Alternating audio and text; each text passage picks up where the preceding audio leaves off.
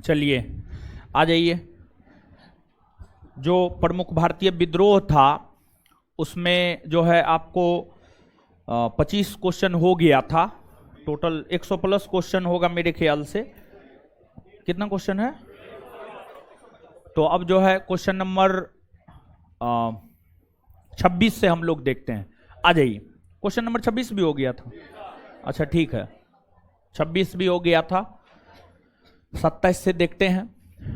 Question number 27 है, किसने 1840 के करीब कूका आंदोलन को प्रारंभ किया था? कूका आंदोलन को प्रारंभ किया था भगत जवाहर मल। भगत जवाहर मल ने प्रारंभ किया था। अगला है, संथाल विद्रोह कहां हुआ था? संथाल विद्रोह जो है 1855-56 में सिद्धू कान्हू के नेतृत्व में छोटा नागपुर में हुआ था। कहां हुआ था? छोटा नागपुर। छोटा नागपुर में हुआ था। अगला है, उलगुलान के रूप में ब्रिटिश के प्रति जनजातीय विद्रोह किसने किया था? उलगुलान, यहां पर थोड़ा सा टाइपिंग मिस्टेक है, उलगुलान होगा और यहां पर 7 को काट दीजिएगा। उलगुलान के रूप में ब्रिटिश के प्रति जनजातीय विद्रोह किसने किया था? देखिए, जो मुंडा विद्रोह है ना, जो मुंडा विद्रोह है, अगर बात मुंडा विद्रोह की जाए तो मुंडा विद्रोह को ही उलगुलान विद्रोह भी कहा जाता है या महान विद्रोह भी कहा जाता है। तो इसका नेतृत्व जो है बिरसा मुंडा ने किया था। तो उलगुलान के रूप में ब्रिटिश के प्रति जनजातीय विद्रोह किसने किया था? बिरसा मुंडा ने। किसने किया था? बिरसा मुंडा ने। बिरसा मुंडा ने। इसके बाद आगे है, ब्रिटिश शासन के विरुद्ध निम्न 4 आंदोलनों पर विचार कीजिए। भील विद्रोह, धनंजय भंज की बगावत, गुजर विद्रोह, कोल्हापुर विद्रोह। भील विद्रोह, भील विद्रोह की अगर हम लोग बात करें तो यह 1818 में प्रारंभ हुआ था। गुजर विद्रोह की अगर आप बात करेंगे तो 1823-24 में हुआ था। 1823-24 में। धनंजय मंज की बगावत की बात करेंगे तो यह 1835 में हुआ था। और कोल्हापुर विद्रोह की बात करेंगे तो यह 1844 में हुआ था। 1844 में हुआ था। तो अब इसको आप सजाइए। तो इन विद्रोहों में सबसे पहले कौन हुआ है? भील विद्रोह, यानी 1 हो जाएगा। भील विद्रोह के बाद गुजर विद्रोह यानी 3 हो जाएगा। फिर जो है धनंजय भंज की बगावत यानी 2 हो जाएगा। और फिर कोल्हापुर हो जाएगा 4 हो जाएगा। 1, 3, 2 और 4, यानी इस प्रकार इसका उत्तर क्या हो जाएगा? डी। क्या हो जाएगा? डी। आंसर क्या दिया हुआ है इसका? डी दिया है। क्या दिया है? बी दिया है। बी दिया है। बी। बी। इसका आंसर गलत है। क्वेश्चन नंबर 30 का आंसर गलत है। इसका सही उत्तर क्या हो जाएगा? आपको डी हो जाएगा। 1, 3, 2 और 4। 1, 3, 2 और 4। क्वेश्चन नंबर 1 से लेकर के 30 तक में हमको लगता है पहला गलत है। इससे पहले गलत नहीं था। पहला क्वेश्चन का आंसर ये गलत है। ठीक है, चलिए नेक्स्ट। पागलपंथी संप्रदाय की स्थापना किसने की थी? पागलपंथी संप्रदाय की स्थापना जो है टीपू और करम शाह ने किया था। टीपू और करम शाह। ऑप्शन के अकॉर्डिंग जाएंगे तो आपको करम शाह हो जाएगा। पागलपंथी संप्रदाय की स्थापना किसने की है? करम शाह। किसने किया है? करम शाह। नेक्स्ट अगला है, सूची 1 को सूची 2 से मिलाइए। बुद्धो भगत, जो बुद्धो भगत था ये कोल विद्रोह के नेतृत्व करता थे। कोल विद्रोह जो कि 1831-32 में हुआ था, उसके नेतृत्व करता जो है आपको बुद्धो भगत थे। सिद्धू कान्हू संथाल विद्रोह के नेतृत्व करता थे। टीटू मीर बरासत विद्रोह के नेतृत्व करता थे। गंगा नारायण भूमिया विद्रोह के नेतृत्व करता थे। सरियतुल्ला फरायजी आंदोलन के नेतृत्व करता थे। अर्थात आंसर हो जाएगा 4, 1, 5, 2, 3। 4, 1, 5, 2, 3। 4, 1, 5, 2, 3। आंसर सी होगा। सी दिया है ना? हाँ सही है। नेक्स्ट अगला है, देखिए वही क्वेश्चन, क्वेश्चन नंबर 30 ही रिपीट किया है, अलग तरीका से रिपीट किया है। क्वेश्चन नंबर 30 ही रिपीटेड है, जिसका आंसर गलत था। भीलों का विद्रोह 1818, गुजरों का विद्रोह 1823-24, कोल्हापुर विद्रोह 1844। तो 1844 1839 से 45 के बीच में आता है। संथाल विद्रोह 1855-56। 2, 4, 3, 1। 2, 4, 3, 1। आंसर क्या हो जाएगा? सी। सी। नेक्स्ट, निम्न विद्रोहों में से कौन एक 1816 में प्रारंभ हुआ और 1832 तक चला था? कौन एक 1816 में प्रारंभ हुआ और 1832 तक चला था, 1832 तक चला था। तो इसमें जो है आंसर आंसर आंसर आंसर होना चाहिए कच्छ विद्रोह होना चाहिए, कच्छ विद्रोह, कच्छ विद्रोह होना चाहिए, कच्छ विद्रोह, कच्छ विद्रोह। क्या दिया है आंसर? कच्छ है, सही है। आगे, निम्न को सुमेलित कीजिए। कोली, कोली विद्रोह 1824 से 28, कोल विद्रोह 20 से 36, पुआंग 61, नागा 1879। 1 2 3 4, 1 2 3 4, आंसर ए होगा। नेक्स्ट, अंग्रेजों के विरुद्ध हुए जन आंदोलनों में कौन पहला था? पहला कौन था? पहला पहला कूका आंदोलन हो जाएगा, इसमें कूका हो जाएगा, कूका। नेक्स्ट, सिद्धू और कान्हू ने किस आंदोलन को नेतृत्व किया था? सिद्धू और कान्हू ने संथाल विद्रोह को नेतृत्व प्रदान किया था, संथाल। आंध्र में अल्लूरी सीताराम राजू का विद्रोह किसके विरुद्ध था? जंगल कानून के विरुद्ध था। किसके विरुद्ध था? जंगल कानून के विरुद्ध था। नेक्स्ट, ये क्वेश्चन रिपीटेड है, इससे पहले भी ये क्वेश्चन आया हुआ है, इसका आंसर डी होगा, बताए हुए हैं हम आपको, डी होगा इसका उत्तर। नेक्स्ट, निम्न को काल कर्मानुसार सुमेलित कीजिए। संथाल विद्रोह, आप सब लोग जानते हैं संथाल विद्रोह 1855 से 1856। पंजाब भूमि विक्रय कानून, ये जो है 1900 ईस्वी में पारित हुआ है, 1900 ईस्वी में। दक्कन कृषि राहत कानून, ये जो है आपको दक्कन कृषि राहत कानून की अगर हम लोग बात करें तो ये पारित हुआ है 1879। और पाबना विद्रोह हुआ है, आप सब लोग जानते हैं, 1873 से 1876। पाबना विद्रोह 1873 से 1876।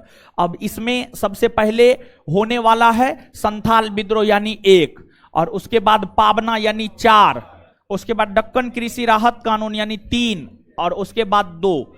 1 4 3 2, 1 4 3 2, आंसर क्या हो जाएगा? ए। आंसर क्या हो जाएगा? ए। ए दे रहा है आंसर, ए दे रहा है, बोलिए। चलिए नेक्स्ट, अगला है ट्रावनकोर के दीवान वेलुथम्पी ने विद्रोह संगठित किया था 1805 में। कब किया था? 1805 में, 1805 में। नेक्स्ट, ये क्वेश्चन 2 बार है अलग भाषा में। भील विद्रोह 1818 से 1831, किट्टूर विद्रोह 1824, सतारा विद्रोह 1841, गडकरी विद्रोह 1844। 3 4 1 2, 3 4 1 2, आंसर बी, बी दिया है ना। नेक्स्ट, आगे, निम्नलिखित में से कौन सा एक विद्रोह सिद्धू और कान्हू से संबंधित है? संथाल विद्रोह 1855, संथाल विद्रोह 1855 जो है आपको सिद्धू और कान्हू से संबंधित है। नेक्स्ट, अगला है सूची 1 को सूची 2 से सुमेलित कीजिए तथा सूचियों के नीचे दिए गए कूट का प्रयोग कर सही उत्तर चुनिए। चिन्नव, किट्टूर विद्रोह 1824 के नेतृत्व करता थे। हाजी शरीयतुल्ला, फ्रैयजी आंदोलन 1838, अल्लूरी सीताराम राजू, रंपा विद्रोह 1922, कृष्ण डाची पंडित, गडकरी विद्रोह 1844। 4 2 3 1, 4 2 3 1, 4 2 3 1, आंसर ए होगा, होगा। नेक्स्ट, आगे है, कौन सा एक सही सुमेलित नहीं है, मतलब कौन गलत है, कौन गलत है? भील विद्रोह 1831 सही है, सतारा विद्रोह 1814 नहीं, 1841, किट्टूर विद्रोह 1824 सही है, गडकरी विद्रोह 1844 सही है, आंसर क्या हो जाएगा? बी।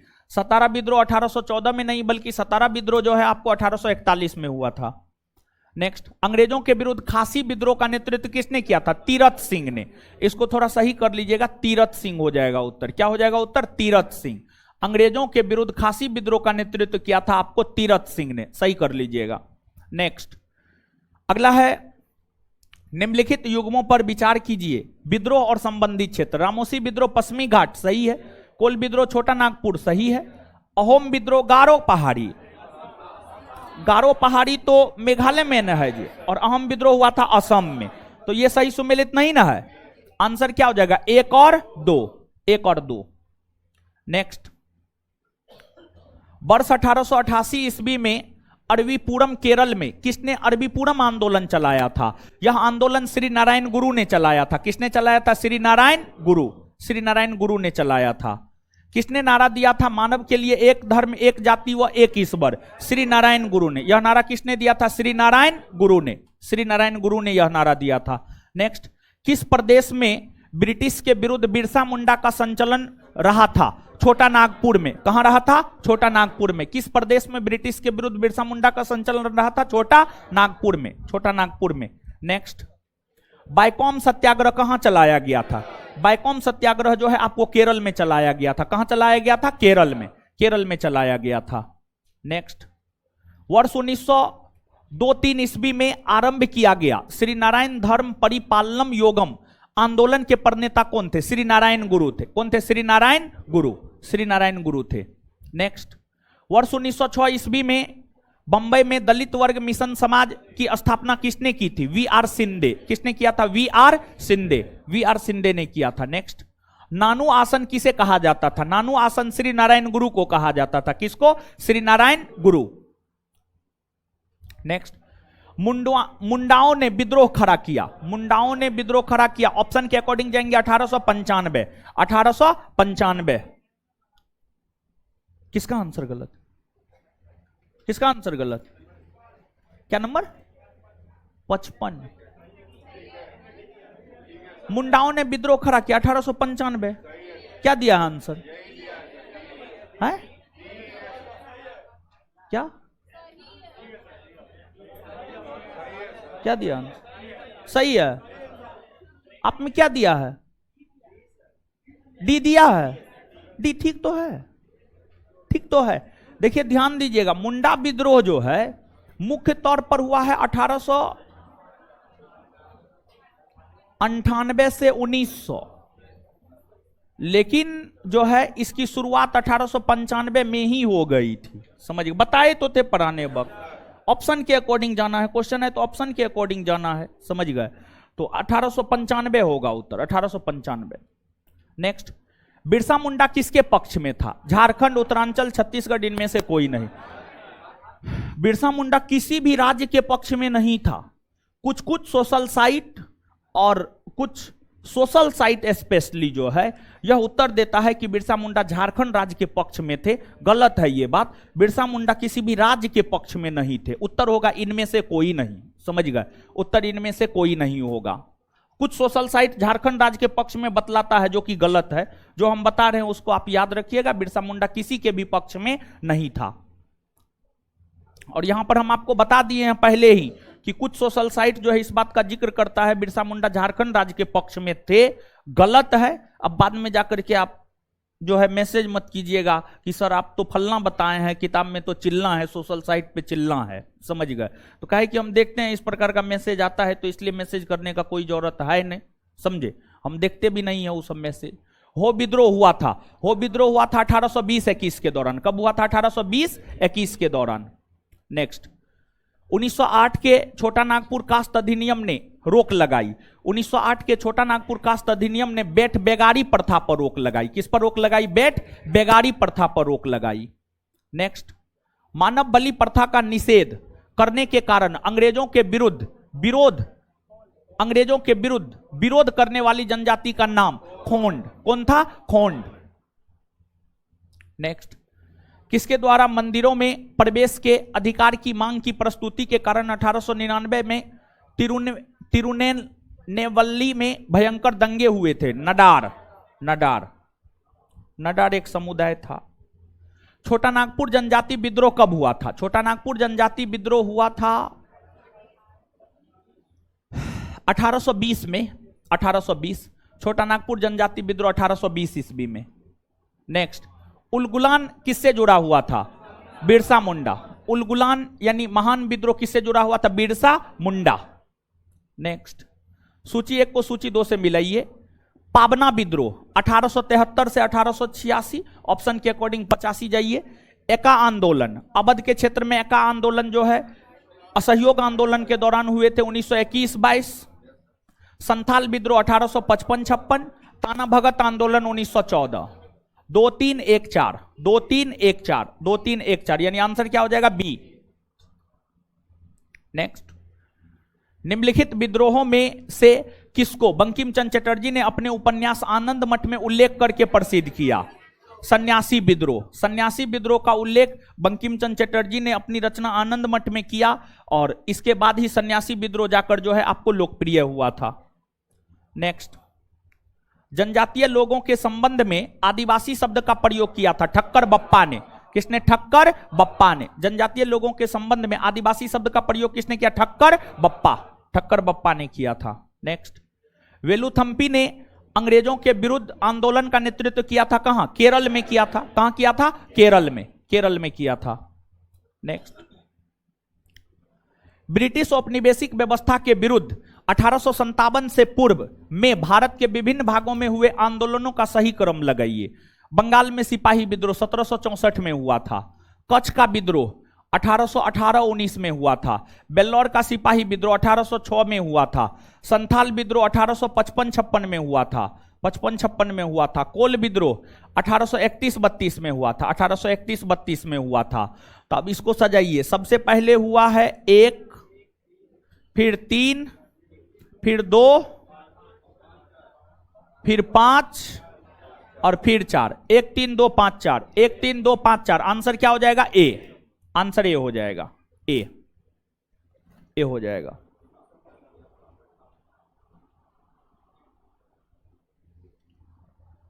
नेक्स्ट, जिस आदिवासी नेता को जगत पिता कहा जाता था वह था, जगत पिता कहा जाता था बिरसा मुंडा को। किसको कहा जाता था? बिरसा मुंडा। जगत पिता किसे कहा जाता? बिरसा मुंडा। महात्मा गांधी एवं उनके विचारों से प्रभावित होने वाला प्रथम आदिवासी नेता था जदोनांग। कौन था? जदोनांग। जदोनांग।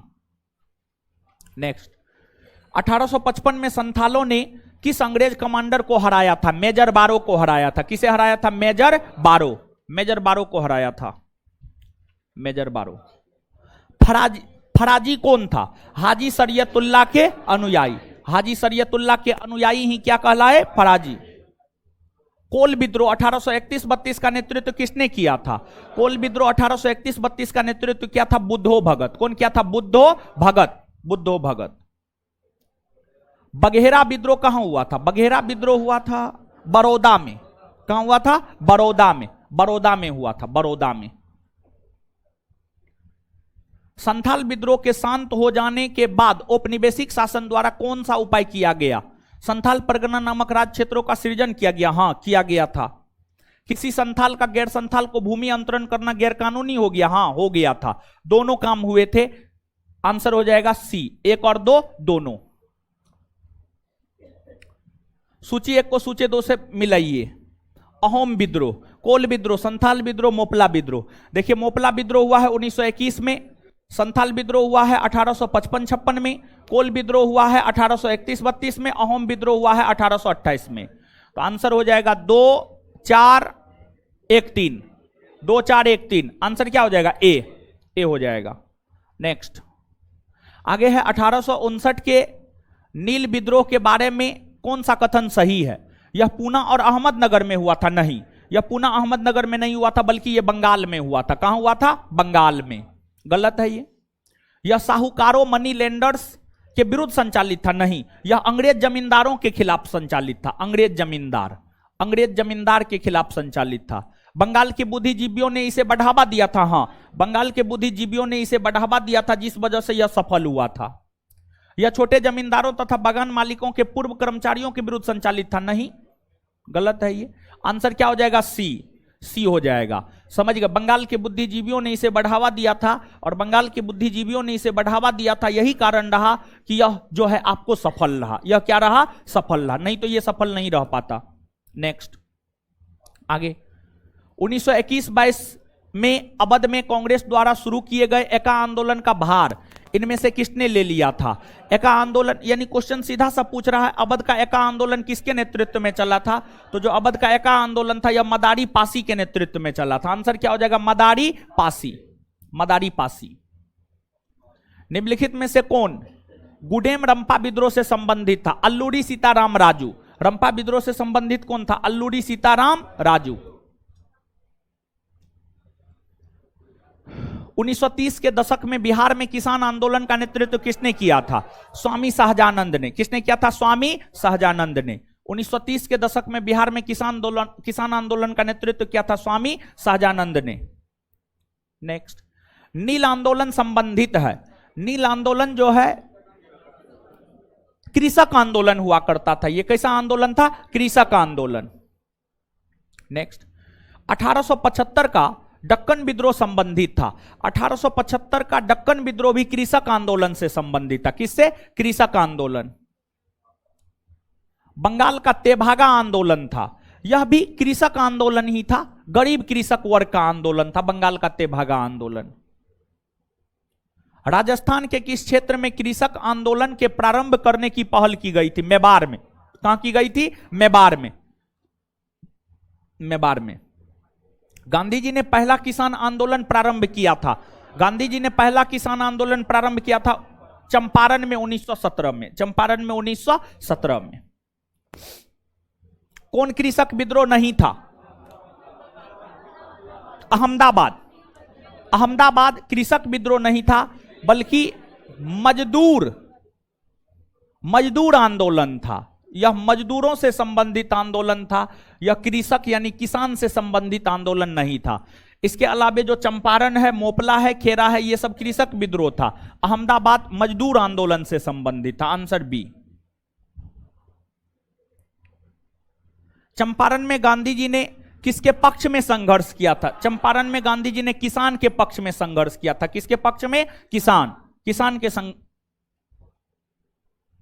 1928 के बारदौली आंदोलन का नेतृत्व किसने किया था?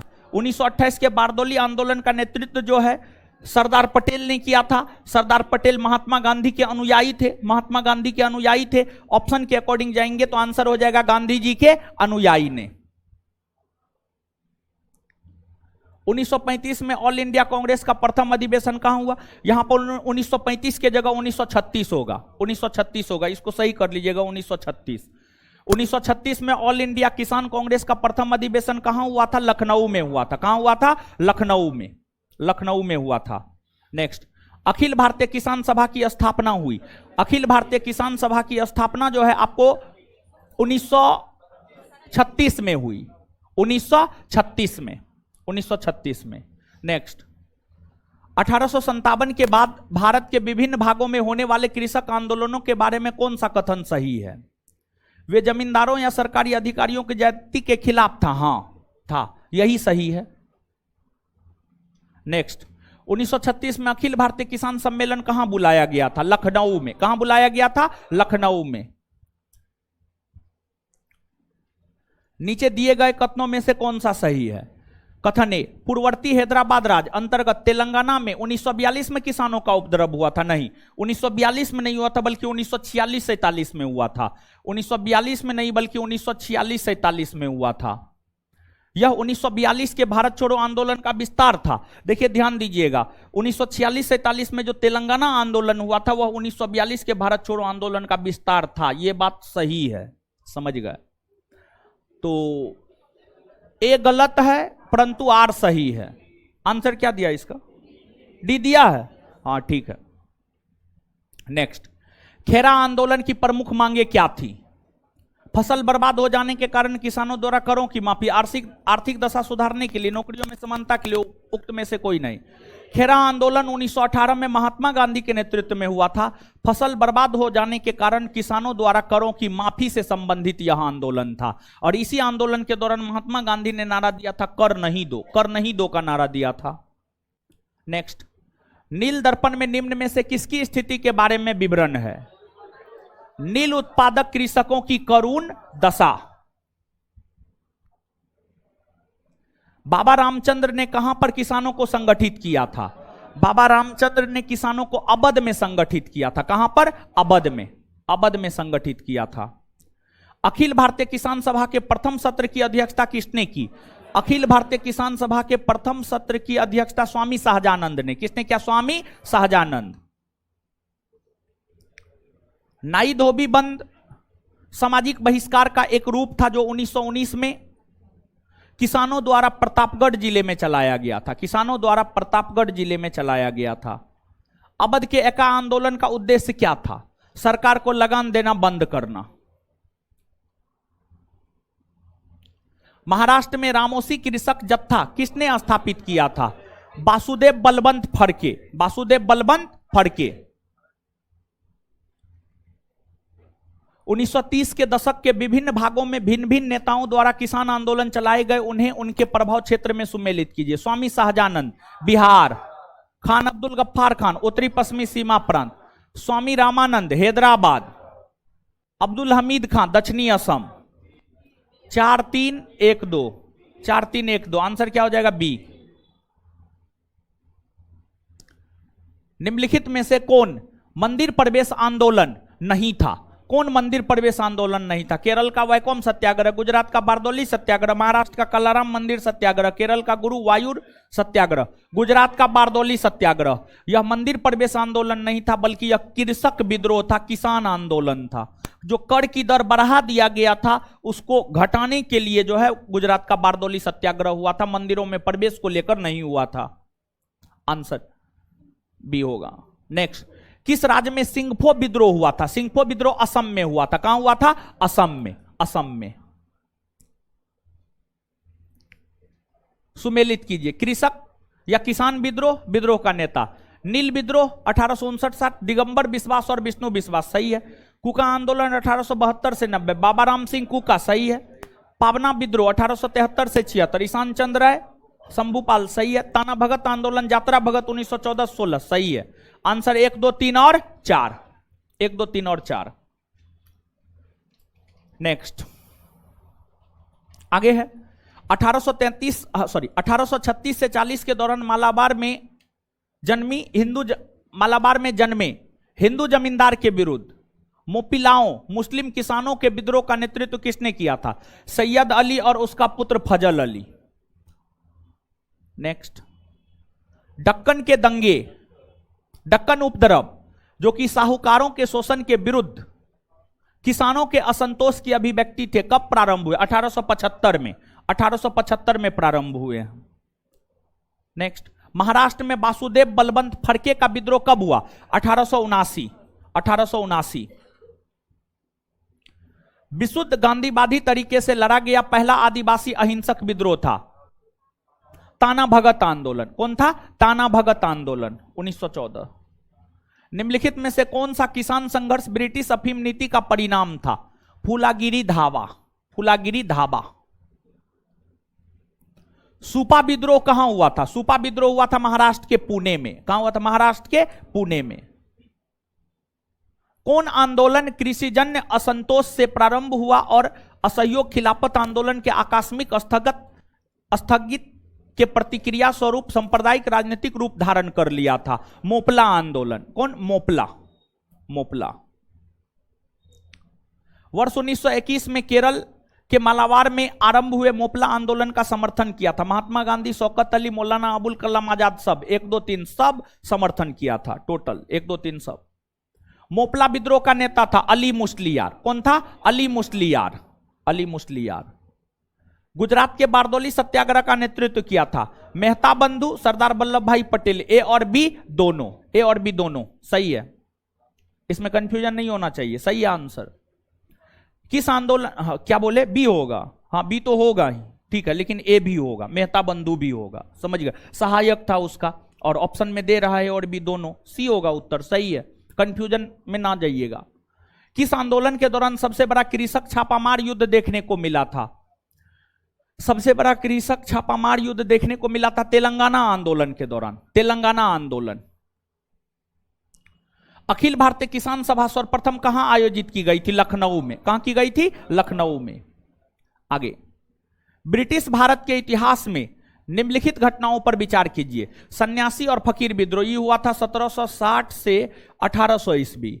संथाल विद्रोह हुआ था 1855-56। नील विद्रोह हुआ था 1859-60 और बिरसा मुंडा विप्लव हुआ था 1895 से 1900। तो अब इसको मिलाइएगा।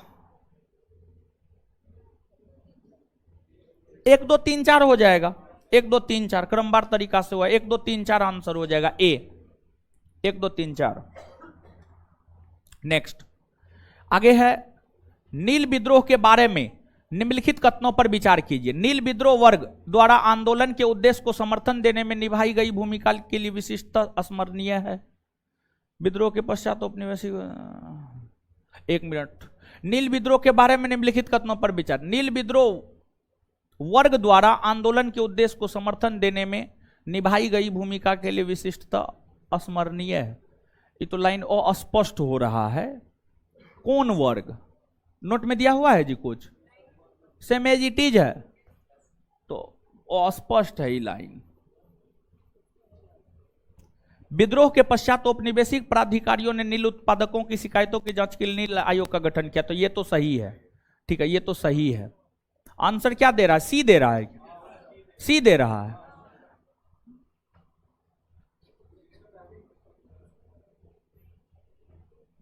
नील विद्रोह बुद्धिजीवी वर्ग, बुद्धिजीवी, इससे पहले था, ये छूटा है। बुद्धिजीवी वर्ग द्वारा आंदोलन के उद्देश्य को समर्थन देने में निभाई गई भूमिका के लिए विशिष्टता अस्मरणीय है। बुद्धिजीवी शब्द को जोड़ लीजिए, तब ये सही हो जाएगा, आंसर सी हो जाएगा। नेक्स्ट आगे है, किस जनजातीय विद्रोह के संदर्भ में यह कहा जाता है कि इस विद्रोह को पेशवा बाजीराव द्वितीय तथा इनके प्रतिनिधि त्रयंबक जी दांगिलिया ने प्रोत्साहित किया था? भील विद्रोह को, भील विद्रोह को प्रोत्साहित किया था, भील विद्रोह। Next, all India Trade Union Congress की स्थापना किस वर्ष हुई थी? All India Trade Union Congress की स्थापना हुई थी वर्ष 1920। कब हुई थी? वर्ष 1920। All India Trade Union Congress का प्रथम अध्यक्ष कौन था? लाला लाजपत राय। कौन था? लाला लाजपत राय, लाला लाजपत राय, लाला लाजपत राय था, एनएम जोशी थोड़े था, लाला लाजपत राय था। भारत में मजदूर आंदोलन को जन्म देने का श्रेय मुख्यतः किसको जाता है? रूस में हुई क्रांति को, रूसी क्रांति को जाता है। भारत में आधुनिक ढंग की प्रथम ट्रेड यूनियन की स्थापना 1918 में किस नाम से हुई थी? मद्रास लेबर यूनियन के नाम से, मद्रास लेबर यूनियन के नाम से। नेक्स्ट, 1929 से 1939 के बीच मजदूर आंदोलन के बंद पड़ने का कारण था ट्रेड यूनियन कांग्रेस का कई गुटों में विभाजन। ट्रेड यूनियन कांग्रेस कई गुट में विभाजित हो गए थे, इसी वजह से मजदूर आंदोलन बंद पड़ गया था इस अवधि के दौरान। Next,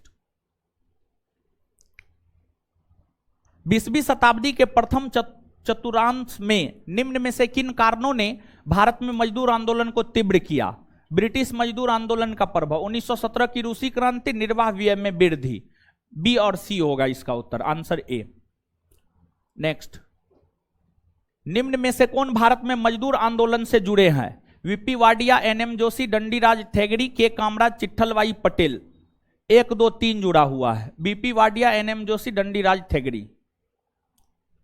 next, Bambai mill hands association की स्थापना किसने की है? एनएम लोखंडी ने, एनएम लोखंडी ने।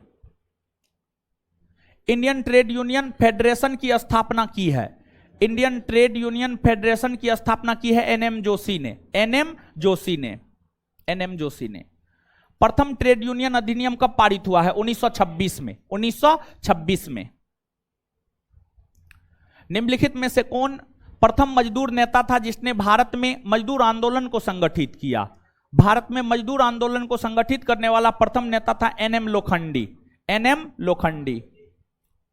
1908 में बंबई में श्रमिक संघ द्वारा आयोजित हड़ताल का प्रमुख कारण क्या था? तिलक की गिरफ्तारी, तिलक की गिरफ्तारी। अहमदाबाद टेक्सटाइल लेबर एसोसिएशन की स्थापना किसने की है? महात्मा गांधी ने।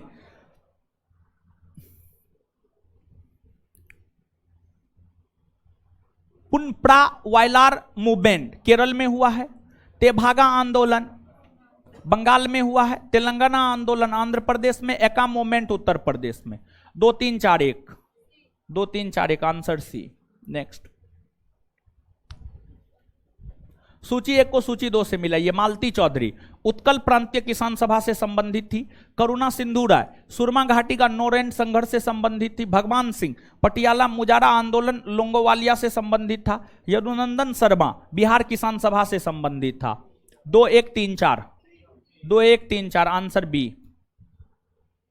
नेक्स्ट, 1890 ईस्वी की बॉम्बे मिल हैंड्स एसोसिएशन भारत में अपने प्रकार की पहली ट्रेड यूनियन थी। इसकी स्थापना की थी एनएम लोखंडी ने, एनएम लोखंडी ने।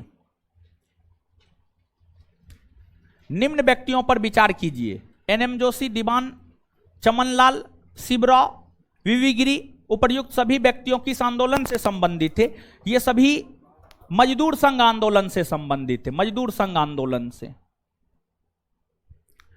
निम्नलिखित में से कौन 1929 ईस्वी में All India Trade Union Congress के अध्यक्ष थे? All India Trade Union Congress के अध्यक्ष 1929 ईस्वी में एनएम जोशी थे। NM Joshi, NM Joshi. इसमें ऑप्शन में कोई नहीं होगा, एक और नया ऑप्शन जोड़ लीजिए, ऑप्शन ई, एनएम जोशी, यही इसका उत्तर होगा। इसमें एक नया ऑप्शन जोड़िए, ऑप्शन ई।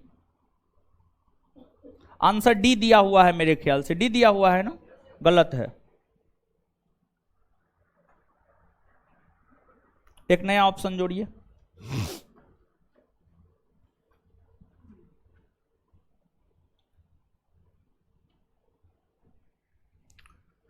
चलिए नेक्स्ट, भारत में ट्रेड यूनियन आंदोलन की उग्रवादी अवस्था रही है 1926 से 1939। उग्रवादी अवस्था रही है 1926 से 1939।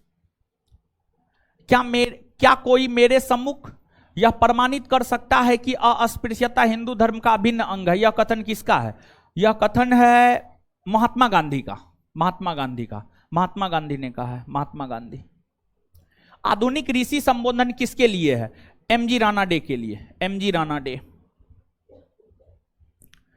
1920 के दशक में कृषक व असहयोग आंदोलनों के शक्तिशाली होने का समान कारण था आर्थिक संकट, आर्थिक संकट। भारत के निम्नलिखित राष्ट्रपतियों में से कौन ट्रेड यूनियन आंदोलन से संबंधित रहा है? वीवी गिरी, वीवी गिरी। ट्रेड यूनियन आंदोलन के क्रांतिकारी चरण का समय है 1926 से 1939। भारत का आधुनिक ढंग का प्रथम मजदूर संघ था Madras labour union. Madras labour union की स्थापना 1918 में किसने की है? BP Wadia, BP Wadia. निम्नलिखित में से किसने अहमदाबाद टेक्सटाइल लेबर एसोसिएशन की स्थापना की है? महात्मा गांधी, महात्मा गांधी। भारतीय राष्ट्रीय व्यापार संघ कांग्रेस की स्थापना किसने की है? वल्लभ भाई पटेल ने 1947 में किया है, वल्लभ भाई पटेल। 1908 में बाल गंगाधर तिलक को जेल की सजा दिए जाने पर कहां के मजदूरों ने भारत की पहली राजनीतिक हड़ताल की? बंबई के मजदूरों ने। पहली बार किस कारखाना अधिनियम में बच्चों की सुरक्षा के उपाय के प्रावधान किए गए? भारतीय कारखाना अधिनियम 1881। पहली बार किस कारखाना अधिनियम के तहत महिला मजदूरों की सुरक्षा सुनिश्चित की गई? भारतीय कारखाना अधिनियम 1891, 1891। इसका आंसर क्या दिया हुआ है जी? ए दिया हुआ, आंसर बी होगा। इसका आंसर गलत है। दूसरा आंसर या तीसरा? क्या आंसर गलत है? तीसरा, हाँ, इसका आंसर गलत था। नेक्स्ट, भारत में ट्रेड यूनियन आंदोलन के जन्मदाता एनएम जोशी, एनएम जोशी। खत्म हो गया ना? क्या वो आंसर गलत था? 3। कौन कौन सा? पेन दीजिए तो, ये लड़की पेन दीजिए। कौन कौन आंसर गलत था? थोड़ा बोलिएगा तो हमको।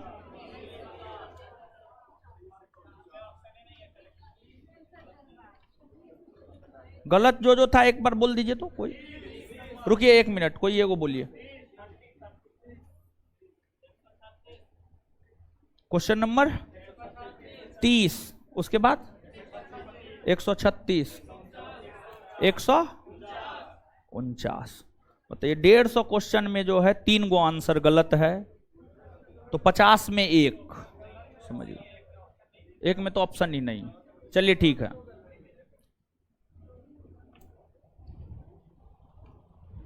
चलिए, इस प्रकार ये चैप्टर आपका समाप्त हुआ। और इसके बाद चैप्टर नंबर 8 का जो है पीडीएफ आपको बहुत पहले चढ़ा दिए थे एप्लीकेशन पर, और टेलीग्राम पर भी बहुत पहले भेज दिए थे, समझ गए। और जो चैप्टर नंबर 8 है, 8 आप लोग निकाल के लाए हैं या नहीं लाए? लाए हैं ना? हाँ, तो चैप्टर नंबर 8 जो है क्या है देखिए तो, आधुनिक भारत में शिक्षा एवं प्रेस का विकास। आधुनिक भारत में शिक्षा एवं प्रेस का विकास, शिक्षा एवं प्रेस का विकास। हाँ,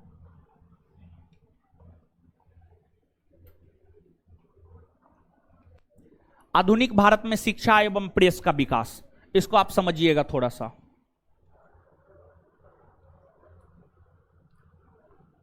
चैप्टर नंबर 8 है।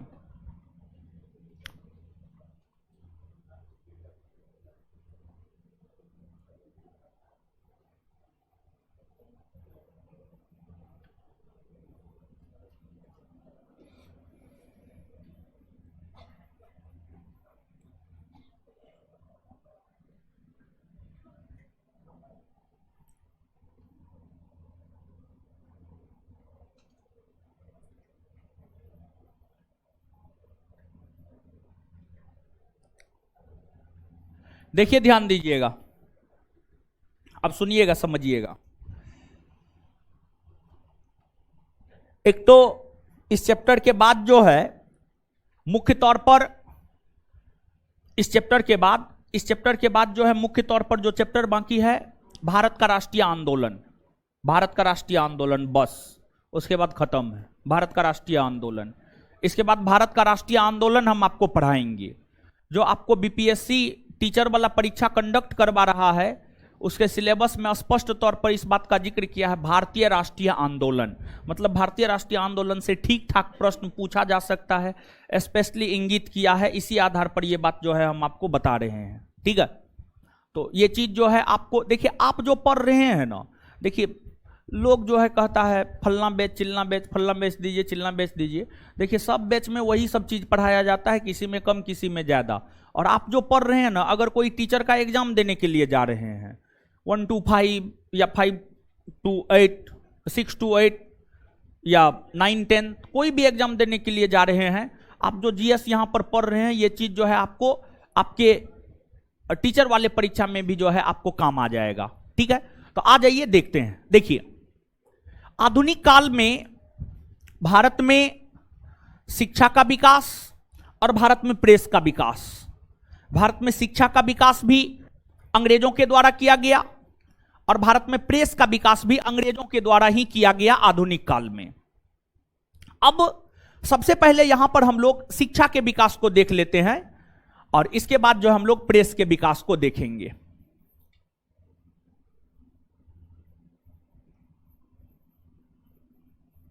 शिक्षा के विकास को सबसे पहले हम लोग देख लेते हैं और इसके बाद फिर प्रेस के विकास को देखेंगे। देखिए ध्यान दीजिएगा, बात अगर अंग्रेजों की जाए तो अंग्रेजों ने भारत में शिक्षा का विकास जब करना प्रारंभ किया था तो शुरुआती दिनों में व्यक्तिगत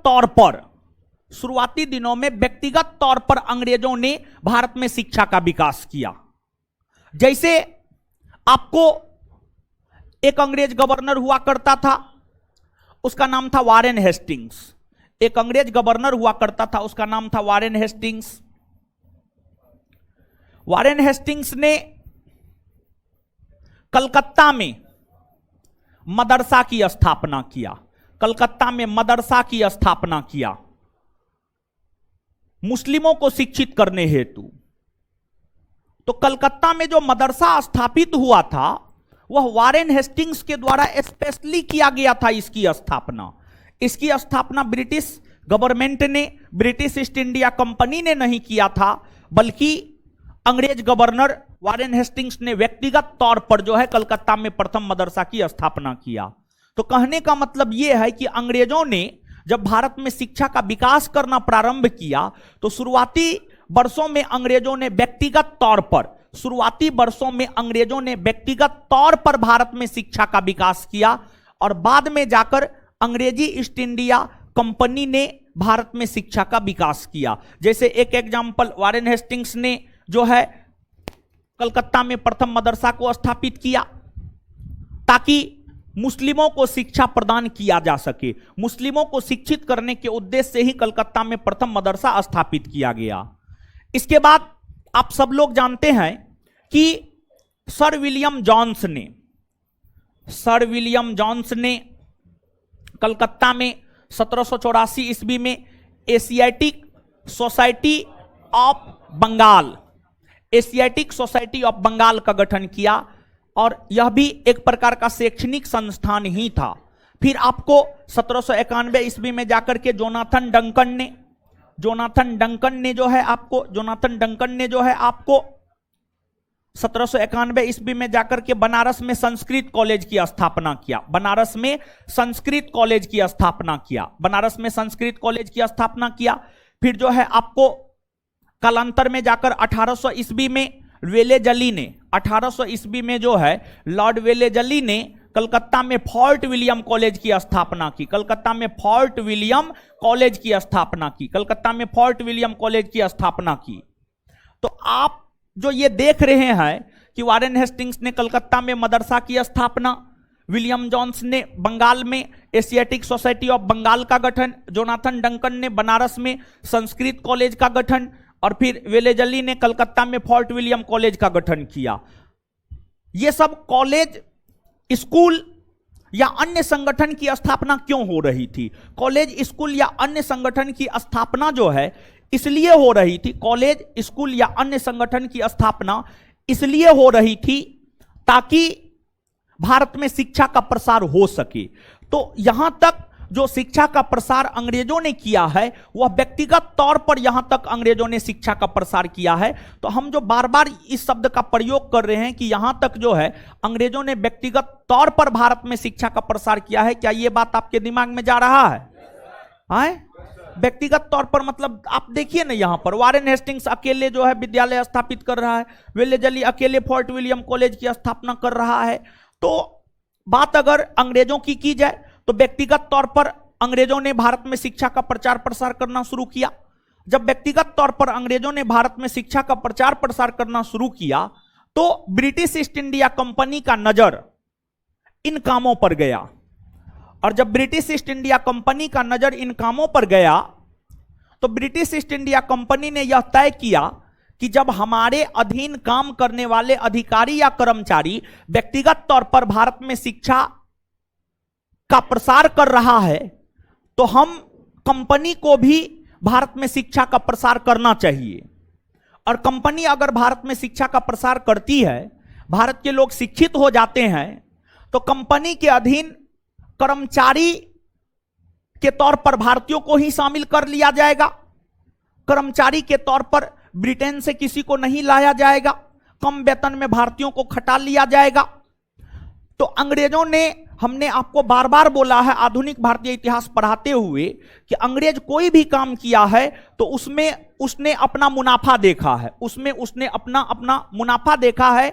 और अगर उसे लगा कि नहीं इसमें मुनाफा है, ये लाभ का सौदा है, तो अंग्रेजों ने उस काम को अंजाम दिया है। और अगर अंग्रेजों को लगा है कि नहीं ये लाभ का सौदा नहीं है, तो अंग्रेजों ने जो है उस काम को आगे नहीं बढ़ाया। तो अंग्रेजों को यह लगा कि शिक्षा का प्रसार हमें भारत में करने चाहिए, शिक्षा का प्रसार हमें भारत में करने चाहिए, क्योंकि कम दाम पर हमें कर्मचारी मिल जाएंगे, इससे कंपनी को मुनाफा ज्यादा मिलेगा। तो फिर जब भारत में अंग्रेजों का शासन था तो अंग्रेजी शासन के दौरान समय समय पर कुछ अधिनियम पारित हो रहे थे, जैसे 1773 का रेगुलेटिंग एक्ट, 1784 का पिट्स इंडिया एक्ट, 1793 का चार्टर एक्ट, 1813 का चार्टर एक्ट। इन अधिनियमों में ही एक अधिनियम पारित हुआ था, वह अधिनियम था 1813 का चार्टर एक्ट। कौन था? 1813 का चार्टर एक्ट। जो 1813 का चार्टर एक्ट था, 1813 के चार्टर एक्ट के माध्यम से अंग्रेजों ने भारत में सामूहिक तौर पर शिक्षा के प्रचार प्रसार का प्रयास किया, लेकिन उसमें अंग्रेजों को सफलता हासिल नहीं हो पाया। अब कैसे यह बात कह सकते हैं कि अंग्रेजों ने सामूहिक तौर पर भारत में शिक्षा के प्रचार प्रसार का प्रयास किया और सफल नहीं हो पाया? कैसे यह बात कह सकते हैं? तो यह बात इस आधार पर कह सकते हैं कि जो 1813 का चार्टर एक्ट है, 1813 के चार्टर एक्ट में यह कहा गया था कि प्रत्येक वर्ष भारतीय शिक्षा पर 1 लाख रुपया खर्च किया जाएगा। प्रत्येक वर्ष भारतीय शिक्षा पर 1 लाख रुपया खर्च किया जाएगा, यानी एक वर्ष में भारतीय शिक्षा पर जो है 1 लाख रुपया जो है आपको खर्च किया जाएगा। यह बात कहा गया। यह बात 1813 के चार्टर एक्ट में कहा गया था। 1813 के चार्टर एक्ट में यह बात कहा गया कि प्रत्येक वर्ष भारतीय शिक्षा पर 1 लाख रुपया खर्च किया जाएगा। अब राशि तो आवंटित हो गई कि एक वर्ष में भारतीय शिक्षा पर 1 लाख रुपया खर्च करेंगे, लेकिन राशि आवंटित होने के बाद अब भारत में रहने वाले जो अंग्रेज थे, भारत में शासन प्रशासन करने वाले जो अंग्रेज थे, अंग्रेज दो मत में बट गए। अंग्रेज जो है दो मत में बट गए। अंग्रेज दो मत में क्यों बटे? तो अंग्रेज दो मत में इसलिए बटे क्योंकि कुछ अंग्रेजों का मानना था, जैसे एल्फिस्टन जैसे अंग्रेजों का मानना था, एल्फिस्टन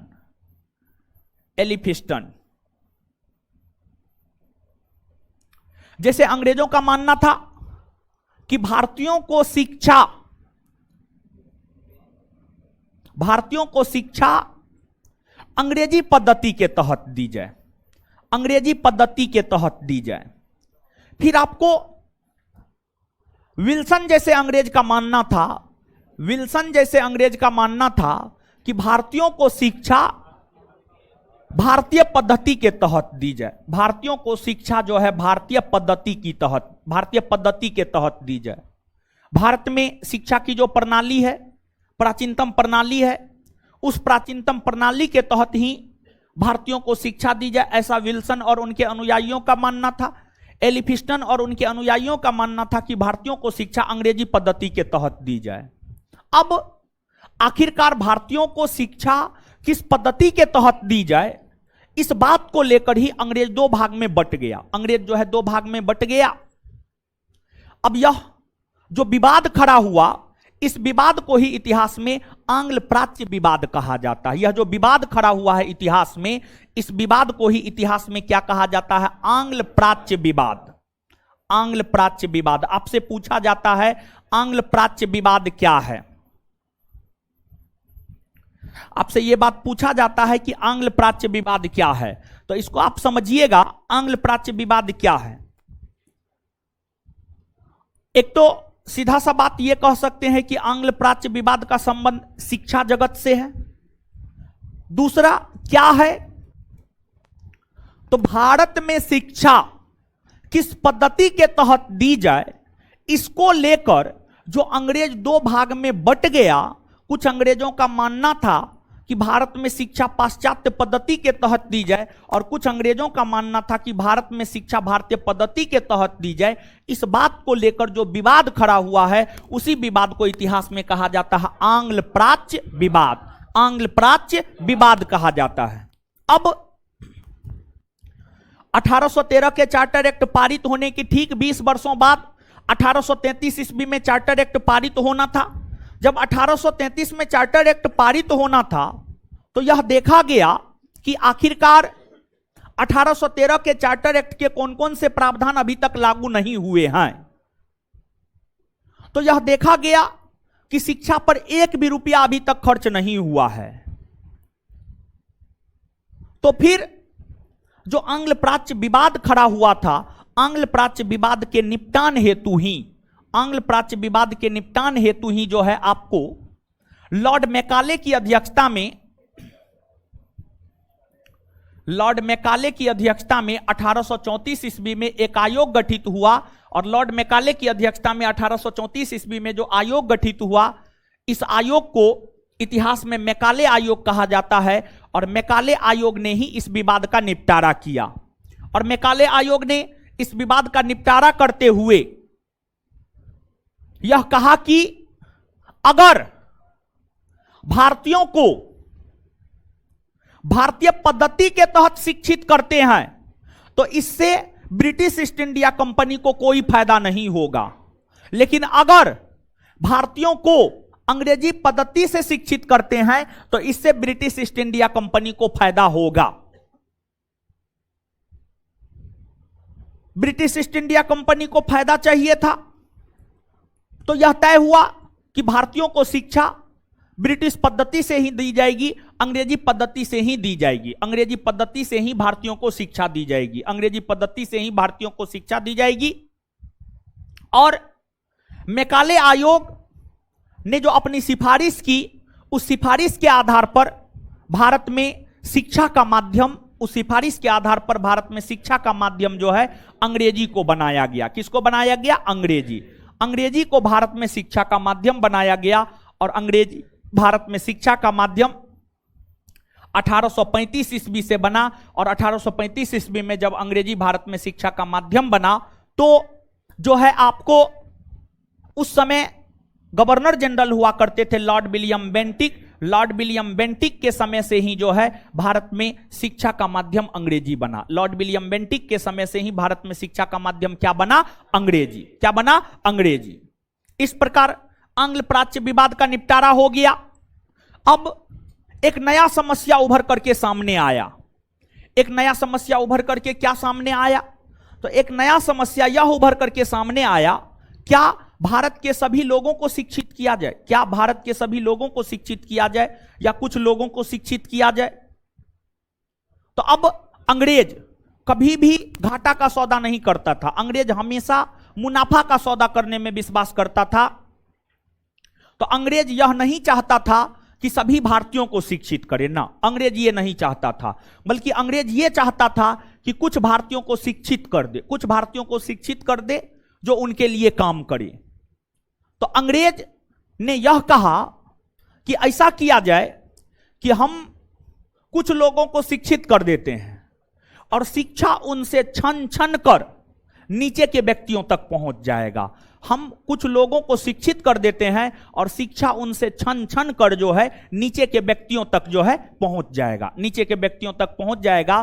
तो अंग्रेजों ने जो यह कहा कि हम भारत के कुछ लोगों को शिक्षित कर देते हैं, जैसे कोई समाज है तो समाज में जो सम्मानित लोग हैं, समाज में जो प्रतिष्ठित लोग हैं, समाज में जो बड़े लोग हैं, उन बड़े लोगों को शिक्षित कर देते हैं हम, और उन बड़े लोगों से ही शिक्षा छन छन कर जो है नीचे की अन्य सभी लोगों में आ जाएगा, अन्य सभी लोगों में आ जाएगा। इसी को कहा जाता है अधोमुखी निस्यंदन सिद्धांत, शिक्षा का अधोमुखी निस्यंदन सिद्धांत। शिक्षा का अधोमुखी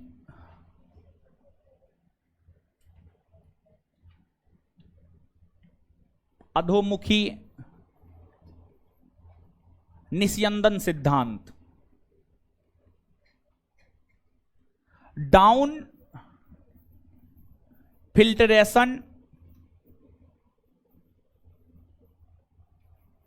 theory, down filtration theory, down filtration theory, शिक्षा का अधोमुखी निस्यंदन सिद्धांत। जैसे इसको ऐसे समझिए, अगर आप नहीं समझे तो, जैसे कि आपका परिवार है। अरे विश्व क्या है? विश्व एक परिवार है। भारत क्या है? भारत एक परिवार है।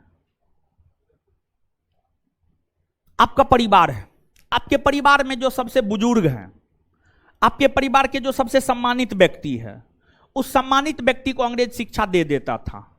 अब उससे शिक्षा आपके परिवार के अन्य सदस्यों में छन छन कर, अब उनका कर्तव्य है कि वो जो है अपने परिवार के अन्य सदस्यों को शिक्षित करे, परिवार के अन्य सदस्यों को जो है शिक्षित करे। तो वही समाज में बड़े लोगों को शिक्षित कर दिया जाए और उनसे शिक्षा छन छन कर जो है अन्य लोगों में जो है चला जाए। इसी को शिक्षा का अधोमुखी निस्यंदन सिद्धांत कहा गया। और शिक्षा के अधोमुखी निस्यंदन सिद्धांत का प्रतिपादक जो है लॉर्ड ऑकलैंड को माना जाता है। किसको माना जाता है? लॉर्ड ऑकलैंड, लॉर्ड ऑकलैंड को माना जाता है। समझिए, लॉर्ड ऑकलैंड को माना जाता है।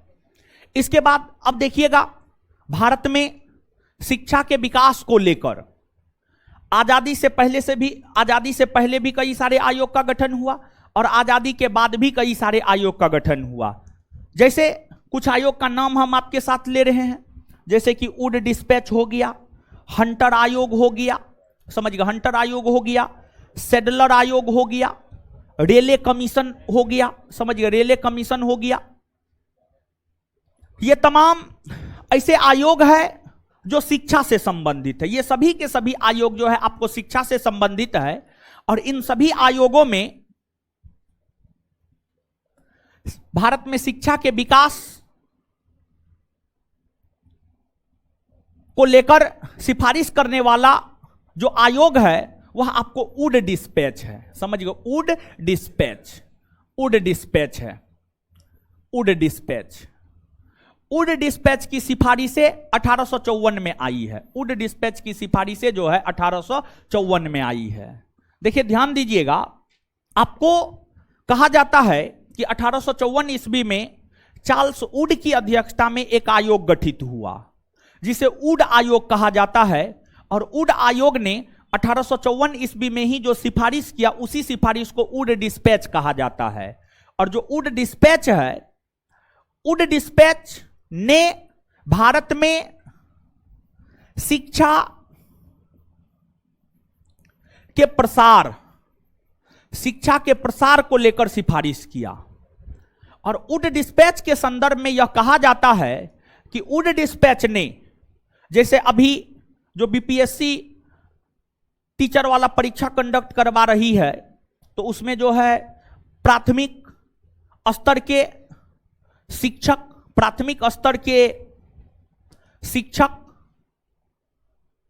के लिए भी परीक्षा कंडक्ट होगा, फिर माध्यमिक स्तर के शिक्षक के लिए परीक्षा कंडक्ट होगा, फिर जो है आपको उच्च विद्यालय, और फिर जो है आपको उच्च विद्यालय तक ही है, हाँ उच्च विद्यालय तक है, समझ गए। तो जैसे अभी बीपीएससी हर स्तर के लिए शिक्षक की बहाली को लेकर परीक्षा कंडक्ट करवाने जा रही है, उसी प्रकार से जो वुड डिस्पैच था, वुड डिस्पैच ने अपनी सिफारिश में प्राथमिक स्तर के शिक्षा से लेकर उच्चतर स्तर तक के शिक्षा की सिफारिश किया था। प्राथमिक स्तर पर शिक्षा का विकास कैसे हो, माध्यमिक स्तर पर कैसे हो, उच्च स्तर पर कैसे हो, उच्चतर स्तर पर शिक्षा का विकास कैसे हो, मतलब हर स्तर पर शिक्षा का विकास कैसे हो, इसको लेकर के सिफारिश वुड डिस्पैच ने किया था। फिर वुड डिस्पैच ने सिर्फ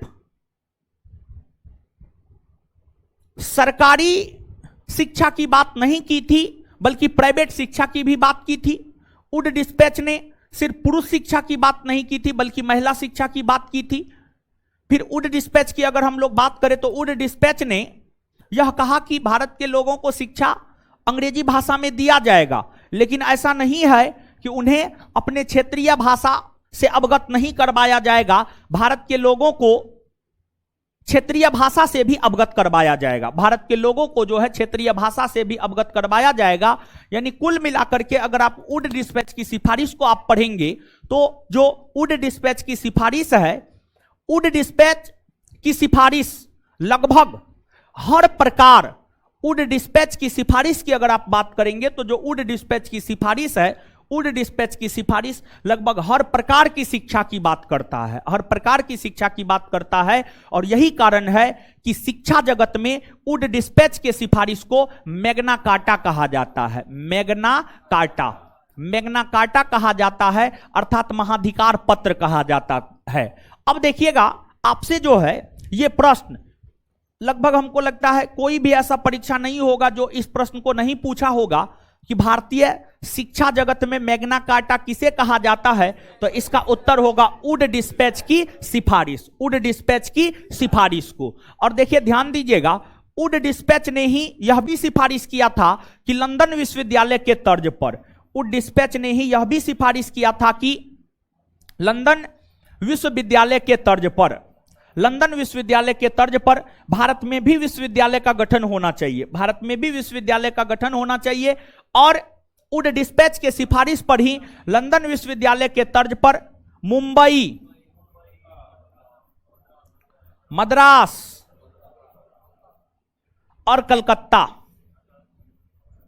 मुंबई, मद्रास और कोलकाता, मुंबई, मद्रास और कोलकाता में विश्वविद्यालय का गठन 1857 में हुआ। विश्वविद्यालय का गठन 1857 में हुआ और मुंबई, मद्रास और कोलकाता में विश्वविद्यालय का गठन जो 1857 में हुआ है वह लंदन विश्वविद्यालय के तर्ज पर हुआ है। और लंदन विश्वविद्यालय के तर्ज पर इसकी स्थापना वुड डिस्पैच के सिफारिश पर हुआ है, वुड डिस्पैच के सिफारिश पर हुआ है। क्लियर है? तो ये चीज है, इसको आप याद रखिएगा। अब यहां तक एक सेकेंड में पढ़िए, तो थोड़ा सा पढ़िए, नोट पढ़िए, पढ़िए नोट थोड़ा सा।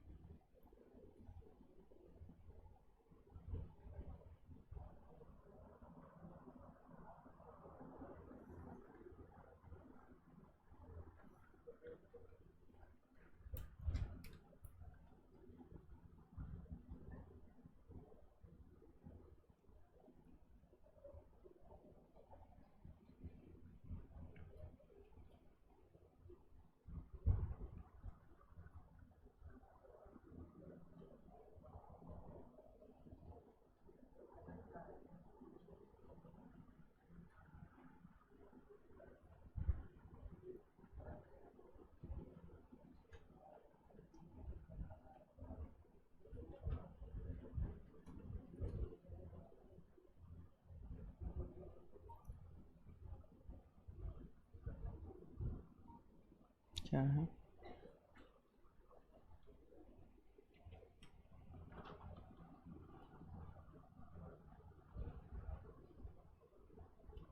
हाँ ठीक तो है, आगे बढ़िए ना, आगे बढ़िए ना, आगे है, आगे स्पष्ट किया। अगला लाइन ही देखिए ना।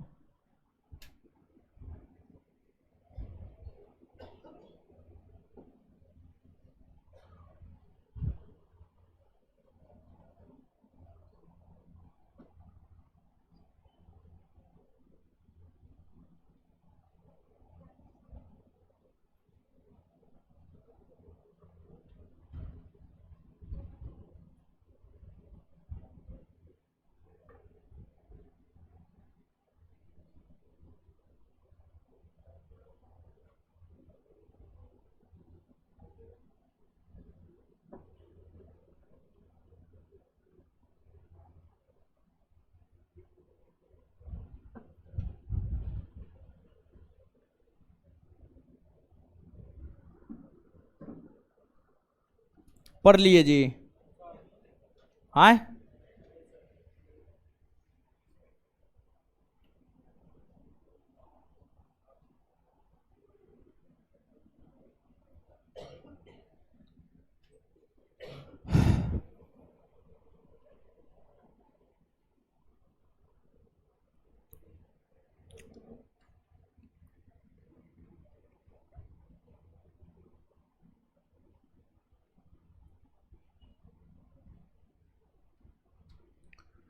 पढ़ लिए?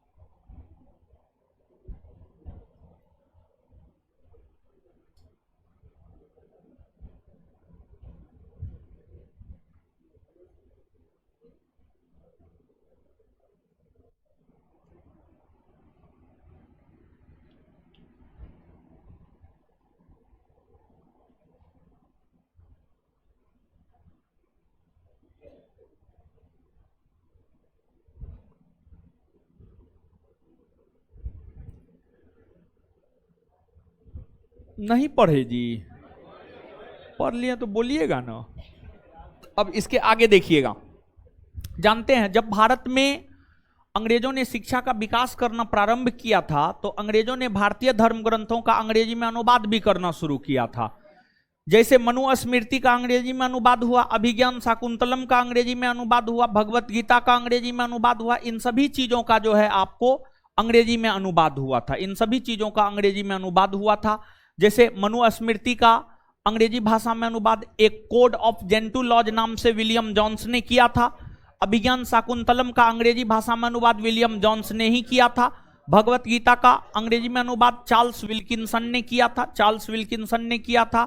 तो अलग अलग भारतीय धर्म ग्रंथों का जो है अंग्रेजी में अनुवाद हुआ ताकि भारत की धर्म और भारत की संस्कृति को समझी जा सके, भारत की धर्म और भारत की संस्कृति को जो है समझी जा सके। इसी को लेकर जो है भारतीय धर्म ग्रंथों का अंग्रेजी में अनुवाद हुआ था। समझ गए? तो आइए, अगर आप पढ़ लिए हैं तो 1 मिनट में इसको हम लोग याद कर लेते हैं जितना बताए हैं, इसके बाद आप आगे बढ़ जाइएगा। आप हमको बताइएगा कि शिक्षा के क्षेत्र में मैग्ना कार्टा किसे कहा जाता है? मैग्ना कार्टा किसे कहा जाता है? वुड डिस्पैच की सिफारिशें कब आई? कब आई है? और वुड डिस्पैच के सिफारिश पर ही लंदन विश्वविद्यालय के तर्ज पर भारत में बंबई, मद्रास, कोलकाता में विश्वविद्यालय का गठन कब हुआ? कब हुआ है? तो बंबई, मद्रास, कोलकाता में विश्वविद्यालय का गठन कब हुआ? किस विश्वविद्यालय के तर्ज पर? किसके सिफारिश पर? किसके सिफारिश पर? शिक्षा का अधोमुखी निस्यंदन सिद्धांत की सिफारिश किसने किया? किसने? Lord Auckland. इसके बाद जो है आंग्ल प्राच्य विवाद, आंग्ल प्राच्य विवाद के निपटारों को लेकर किसकी अध्यक्षता में एक आयोग गठित हुआ? Lord Lord Macaulay. और आंग्ल प्राच्य विवाद का निपटारा करने हेतु निपटारा करते हुए लॉर्ड मैकाले ने भारत में शिक्षा का माध्यम किसे बनाया? किसे बनाया? अंग्रेजी भारत में शिक्षा का माध्यम कब से बना? 1835 से बना है। इसके बाद किस अधिनियम में यह कहा गया था कि प्रत्येक वर्ष भारतीय शिक्षा पर 1 लाख रुपया खर्च होगा? 1800। कलकत्ता में फोर्ट विलियम कॉलेज की स्थापना किसने की? लॉर्ड वेलेज। कलकत्ता में फोर्ट विलियम कॉलेज की स्थापना किसने की? बनारस में संस्कृत कॉलेज की स्थापना। एशियाटिक सोसाइटी ऑफ बंगाल का गठन।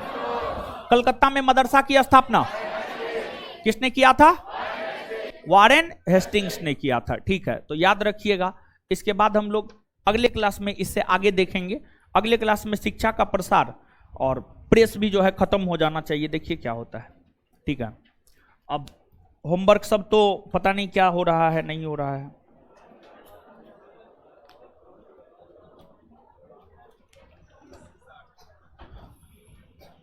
दीजिए तो।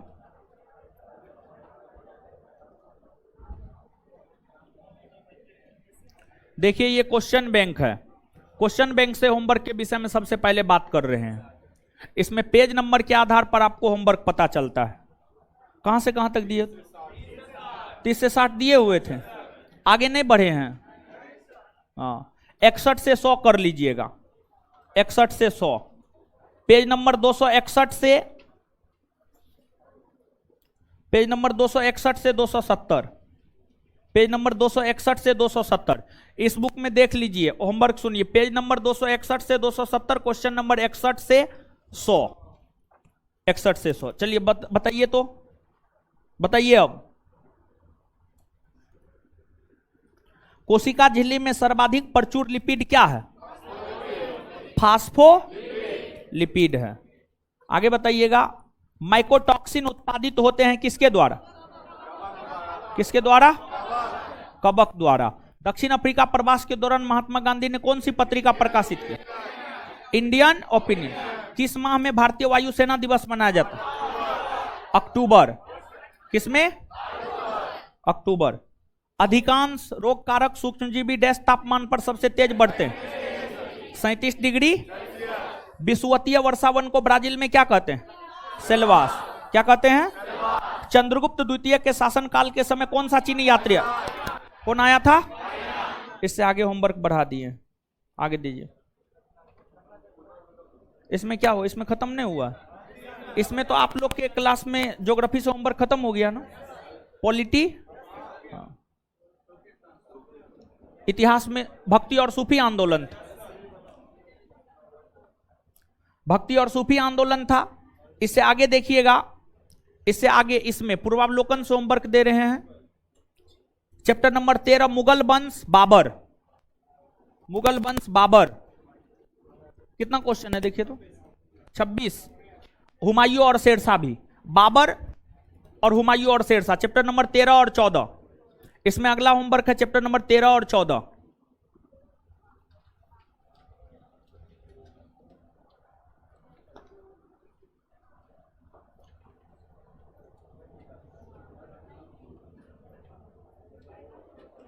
बताइए। अति कट्टरपंथी सूफी संप्रदाय कौन था? नक्शबंदी। कृष्ण जीवन परक प्रेम वाटिका काव्य की रचना किसने की थी? रसखान ने। किसने की थी? रसखान ने। कौन सूफी संत महबूबे इलाही कहलाता था? निजामुद्दीन। प्रसिद्ध संत सलीम चिश्ती रहते थे फतेहपुर। भारत का सादी किसे कहा गया? अमीर हसन। भारत में चिश्ती संप्रदाय का प्रथम सूफी संत शेख मोइनुद्दीन चिश्ती। ख्वाजा मोइनुद्दीन चिश्ती किसके शिष्य थे? उस्मान हारूनी के। रामचरितमानस नामक ग्रंथ के रचयिता कौन? तुलसी। राग गोविंद के रचनाकार? मीराबाई। मीरा। संत घासीदास के पिताजी का क्या नाम था? महंगू। कबीर शिष्य थे किसके? रामानंद के। बीजक के रचयिता? बीजक के रचयिता असम एवं कुछ बिहार में वैष्णव धर्म का प्रवर्तन किसने किया? शंकर देव ने। कोई व्यक्ति किसी व्यक्ति से उसका धर्म, संप्रदाय या जाति ना पूछे, यह कथन किसका है? किसका है? रामानंद का है। समझ गए? रामानंद का ये कथन है। ठीक है, देख लीजिएगा इससे आगे। हो गया, होमवर्क हो गया ना?